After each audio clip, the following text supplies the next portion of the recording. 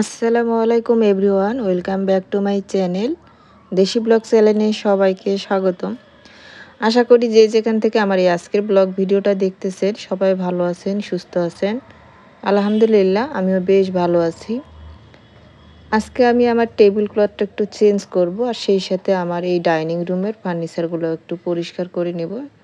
সেই ব্লগটাই আপনাদের সঙ্গে শেয়ার করব। তো আমি কলিং দিয়ে আজকে ওয়াশিং মেশিনটা পরিষ্কার করতেছি। আমি এটা প্রায় ১ সপ্তাহ অথবা ১৫ দিনে একবার করি। এছাড়া আমি শুকনা টাওয়াল এমনিতেই জাস্ট পানি দিয়ে ভিজিয়ে আমি পরিষ্কার করি। বেশি কলিং দিয়ে পরিষ্কার করাটা আমার কাছে ভালো মনে হয় না। তবে মাঝে, মাঝে এগুলা পরিষ্কার করলে কলিং দিয়ে সেটা ঠিক আছে। তো যাই হোক, প্রত্যেকদিন যে আবার ওয়াশিং মেশিন পরিষ্কার করি এরকমটাও না। তবে টেবিল তো সারাদিনে ৩ বার ৪ বার পরিষ্কার করা হয়েই থাকে। এবার যে ঈদটা গিয়েছে খুব বেশি যে এনজয় করতে পারছি অন্যবারের মতো ওইরকমটা না। এবারে কোরবানি ঈদটা একটু এলোমেলো গেছে আমার উপর দিয়ে। তো হচ্ছে এইটা ঈদের পরেরই ব্লগ, মেহমান আসবে। তার আগে আমি একটু আর কি পরিষ্কার করে গুছিয়ে নিচ্ছি। এমনিতে আমরা যেভাবে ঈদ করছি সেটা তো আলাদা বিষয়। যখন মেহমান আসে তার আগে দেখবেন যে আমাদের একটু সাজানো গোছানো আর কি করা লাগে ঘরবাড়ি, সেটাই করতেছিলাম। এই কুরবানি ঈদটা এলোমেলো গেলেও আরেকটা আমার কুরবানি ঈদ গিয়েছে জীবনে, সেটা অনেক খারাপ ছিল। রিসেন্টলি বিথিয়াপুর মামা মারা গিয়েছে শুনেছি। তো ঈদটা যে ওনাদের কেমন গিয়েছে সেটা সামান্য হলেও বুঝতে পারি। এমন একটা কুরবানি ঈদের আগের দিন রাত্রে আমার শ্বশুর মারা গিয়েছিল, আর সেই ঈদটা আমাদের জীবনের ছিল সবথেকে কষ্টের। ঈদের দিন আমার শ্বশুরের মাটি হয়, তো বুঝতেই পারেন কেমন ঈদ ছিল সেটা। সেইখান থেকে একটু হলেও আমি বুঝতে পারি বিথিয়াপুর উপর দিয়ে কি একটা ঝড় বয়ে গেছে। তো যাই হোক, ওনার মামার জন্য মন থেকে অনেক অনেক দোয়া রইল, উনি যেন জান্নাতবাসী হন। আমি এগুলো সব টেবিলের উপর থেকে সরে নেওয়ার আগে আগে একটু মুছে পরিষ্কার করে নিচ্ছি, যেহেতু ধুলা আছে। আর আজকে হচ্ছে একটু বাতাসও হইছে। এই গরমের মাঝে যখন বাতাস হয় ভালো তো লাগে, কিন্তু ধুলাবালিগুলো সব ঘরে ঢুকে। তবে যাই হোক, বৃষ্টি আর বাতাসের এখন প্রচুর প্রয়োজন, এত বেশি গরম আর সহ্য করা যায় না। এগুলো সব মুছে টুছে আমি এখান থেকে সরিয়ে ফেলবো, যেহেতু ক্লথটা চেঞ্জ করব। আর অনেক দিন হলো এই একইভাবে আছে, সেটা দেখতেও ভালো লাগতেছে না। এই দিক থেকে হচ্ছে এই ব্লগটা কিন্তু বিকেলবেলা, আমি আজকে বিকেলবেলা শুরু করছি। এই কাজগুলো সকালবেলা করতে গেলে তো অনেক সময়ের দরকার, আর সকালবেলা রান্নাবান্না ছাড়া আমার একটা দিনও কাটে না। সেই জন্য সকালবেলা আর আমি হাত দেইনি, বিকেলবেলায় করে নিচ্ছি।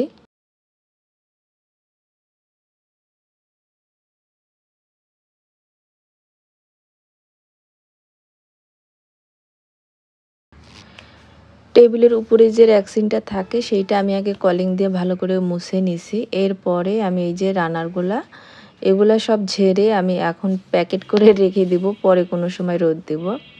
যে কোনো জিনিস রাখার আগে একটু রোদ দিয়ে রাখলে ওই জিনিসটা আর নষ্ট হয় না। আর এই রানারগুলো তো আমার অনেক শখের, আর এই রানারগুলো অনেক আপুরাই পছন্দ করে।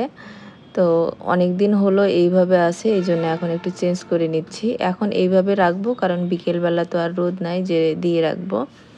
তো আমি কি করি, আমি যে মানে এগুলা নতুনে যেইভাবে আমার হাতে আসে, এগুলা যখন আমি রেখে দিই আলমিরাতে, তখন আবার ওই রকম করেই আমি হচ্ছে রেখে দেই। এতে করে ধুলাবালি আর মানে লাগে না। এই যে এরকম প্যাকেটগুলো আমি ফেলি না, রেখে দেই, যেগুলো অনেক দিন থাকে। কারণ এটা হয়তো আবারও কতদিন যাবে তার তো আর কোনো গ্যারান্টি নাই। তারপর হয়তো আবার যখন মন চাইবে তখন বের করব, বের করে রেখে দিব। এই টেবিল ক্লথ যেটা দেওয়া আছে এইটা একটু মানে ভারী, তো ভারী হওয়ার কারণে মানে সরা-নড়া হয় না। যেইভাবে মানে টেবিলে দেওয়া হয় ওইভাবেই থাকে। আর এই যে এই টেবিল ক্লথটা আছে এইটা হচ্ছে মানে একদম খুবই পাতলা, যার কারণে ফ্যানের বাতাসে এদিক সেদিক হয়ে যায়। আবার বাচ্চাদের হাত লেগেও একটু আর কি কাপড়টা আলগা হয়ে যায়। তো এই একটা সমস্যা। তবে এই আমার টেবিল ক্লথটা আমার বেশি পছন্দ।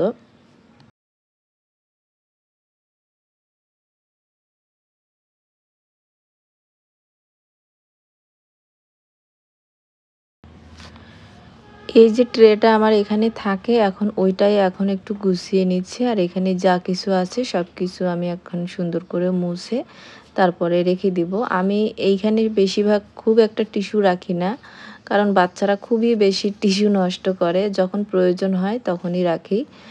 তো এখন কিছু টিস্যু আমি দিয়ে দিব। এখন যেহেতু আমের সময়, সুমাইয়া একটু পর পর আম খায়, তো তখন লাগে আর কি।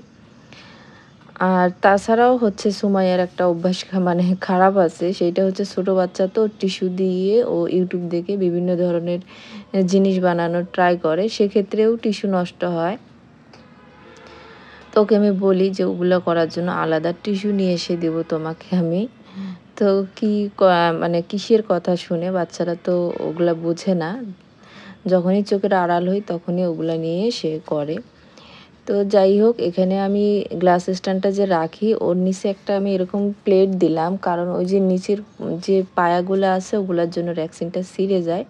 তো ভাবলাম এই প্লেটটা দিয়ে ওর উপরে রাখি। এখানে কিছু ফল সব সময়ই থাকে, সুমাইয়া একটু পরপরই খায়। আজকে জাম নিয়ে আসা হয়েছিল, তো সেই জামগুলাই এখানে রেখে দিচ্ছি। আর জামগুলা হচ্ছে খুবই মজা ছিল। এগুলা দেখেই মন ভরে যাচ্ছিল। একদম কালো সুন্দরী। মানে জাম দেখতে এত ভালো লাগে আমার কাছে, চকচক করে। আর আমি জাম খেতে অনেক পছন্দ করি। তো এখানে থাকলেই ২ টা ১ টা করে খাওয়া হবে। আর জামে তো প্রচুর আর কি ভিটামিন থাকে। আর আমার যেই সমস্যা আছে সেগুলার জন্য জাম খাওয়া খুবই প্রয়োজন। এই জাম খাওয়ার কথা বলতে গিয়ে একটা কমেন্টের কথা মনে পড়ে গেল। ইভা আপু হচ্ছে আগের ব্লগে কমেন্ট করছে যে, মিষ্টি কুমড়ায় যেমন অ্যালার্জি হয়, তো ওরকম কি শাক খেলেও অ্যালার্জি হয় নাকি? না, মিষ্টি কুমড়ায় অ্যালার্জি হয় ঠিক আছে, কিন্তু মিষ্টি কুমড়ার শাকে কোনো অ্যালার্জি হয় না। তো আমার তো হয় না, সেইজন্য বললাম। আর আমি আগের ভিডিওর কমেন্টগুলার রিপ্লাই দিতে পারিনি, তবে চোখে তো পড়ে, তাই না? তো এখন আমি চেয়ারগুলা খুব ভালো মতো মুছে নিচ্ছি। আর এটা একটা ভিজা হচ্ছে টাওয়াল, মানে টাওয়ালটা ভিজিয়ে নিয়ে মুছে নিচ্ছি। আর মোছার পর দেখেন কত বেশি আর কি গ্লেজ দেয়, ওইটা দেখতে বেশি ভালো লাগে। আগে তো এগুলা দেখা যায় সারাদিনে হচ্ছে প্রত্যেক দিনে একবার হলেও আমি মুছতাম। ইদানিং আমি অত বেশি আর কি প্রতিদিনই মুছতে পারি না। তবে একদিন বাদে করতে হয়। তো সেই সাথে ভাবলাম যে ফ্রিজটাও মুছে নিই। সকালবেলা এগুলো পরিষ্কার করছি, তারপরও মনে হলো আরেকবার পরিষ্কার করি। আর এই দিন কিন্তু খুবই গরম ছিল। বৃষ্টি হওয়ার পর এমন একটা গরম শুরু হইছে, আমার কাছে মনে হচ্ছে আসলে অতিরিক্ত আম কাঁঠাল খাওয়ার কারণে কি গরমটা হচ্ছে নাকি? মানে রক্তের কি তাপমাত্রা বেড়ে গেল নাকি? এত গরম কেন? আর সহ্য করা যাচ্ছে না। তো দেখেন এখন পরিষ্কার করে নিছি আমার পুরো ডাইনিং রুমটা। আর এরপরে এই তো যেরকম থাকে সেইরকমই আছে। আর টেবিলটা দেখতে এখন আমার কাছে বেশ ভালো লাগতেছে। অনেকদিন লাইট কালারের টেবিল ক্লথ আর রানার দেখতে বোর হয়ে গিয়েছিলাম। আর এখন খুব ভালো লাগতেছে। সেই সাথে ফ্যানের বাতাসে টেবিল ক্লথটা খুব সুন্দর দোল খাচ্ছে। সেটাও কিন্তু ভালো লাগতেছে। আর আপনারা যারা আমার ভিডিওর এই পর্যন্ত আছেন, অবশ্যই ভিডিওটাতে একটা লাইক দিয়ে দিবেন। আর ভিডিওর শেষ পর্যন্ত থেকে আমার ভিডিওটা কেমন লাগলো অবশ্যই ভিডিও রিলেটেড একটা হেলদি কমেন্ট করে দিবেন। এতে করে আমার কাছে বেশ ভালো লাগে। এই হলো আমার পুরো ডাইনিং রুম। এরপরে আমি সন্ধ্যার পর সুমাইয়াকে নিয়ে হচ্ছে স্বপ্নে চলে আসছি। মেবি আমি একটা জিনিস খোঁজার জন্য আসছি স্বপ্নে, আমার ওইটা খুবই প্রয়োজন। তো এসে আমি পেয়েও গেছি আর সেটা আমি নিয়েও নিছি। আমি ওইটা পরের ব্লগে শেয়ার করব সেই জিনিসটা কি কিনলাম আমি। ওইটা আমার অনেক প্রয়োজন ছিল আর ওইটা এই তাকেই ছিল। তো ওইটা মানে এত খুঁজতেছিলাম, পাচ্ছিলাম না। আর এই যে সুমাইয়া শুক্রবার হলেই একবার মানে স্বপ্নে চলে আসে। আমি না আসতে চাইলেও সে আসে। তার নাকি এত ভালো লাগে। তো আমি প্রতি শুক্রবারেই আসি। এইটা হচ্ছে মেবি শুক্রবারেরই হয়তো ব্লগ ছিল। আর এই যে সুমাইয়ার বাবা অনেকগুলা আম কিনে হচ্ছে দিয়ে গেল রাত্রেবেলা। তো এত আম কিনছে আর আমগুলা না রাখার মতো না, পাকা। আমি এই আমগুলা এরকম নাড়াচাড়া করতেছি আর ভাবতেছি আমগুলা দিয়ে আমি কি করি? পরে আমগুলা আমি ভালোমতো ধুয়ে নিয়ে এখান থেকে যেগুলা খুবই বেশি পাকা আম সেগুলা নিয়ে সুমাইয়া বলতেছে, "আম্মু ওগুলা দিয়ে তুমি আম সত্ত্ব দাও।" তো আমি পাকা আমের আমসত্ত্ব কোনোদিনও বানাইনি। এই প্রথম আমি দিলাম, কেমন হয় আপনাদেরকে অবশ্যই জানাবো। তো কিছু আম এখান থেকে ছিলে নিয়ে প্রায় 10-12টার মতো আম আমি ছিলে এইভাবে হচ্ছে হাত দিয়ে ম্যাশ করে নিছি। ব্লেন্ড করি নাই, একটা ছাঁকনি নিয়ে হাত দিয়ে ঘষে জাল দিছি। আর এখানে হচ্ছে দুধ জাল দিচ্ছি, অনেক রাত এখন। এখন প্রায় রাত্রি 10টা বাজে আর আমরা রাতের খাবারের পর দুধ খাই সবাই। তো ওই কাজটাই করতেছি। আর এই যে আমটা এখন আমি এই ট্রেতেই ঢেলে রেখে দিব, তাহলে ঠান্ডা হবে আর সকালবেলা শুধু রোদে দিলেই হয়। আর আমি সবসময় রাত্রেবেলাতেই বাসন-কোসন সব ধুয়ে রাখি, তা না হলে তেলাপোকা আছে, ওরা আমার বাসন-কোসন একেবারে নোংরা করে দিবে, যেটা একদমই আমার ভালো লাগে না। আর আমার আজকের ব্লগ আপনাদের ভালো লাগলে অবশ্যই আমার ভিডিওটাতে লাইক দিয়ে দিবেন। আল্লাহ হাফেজ।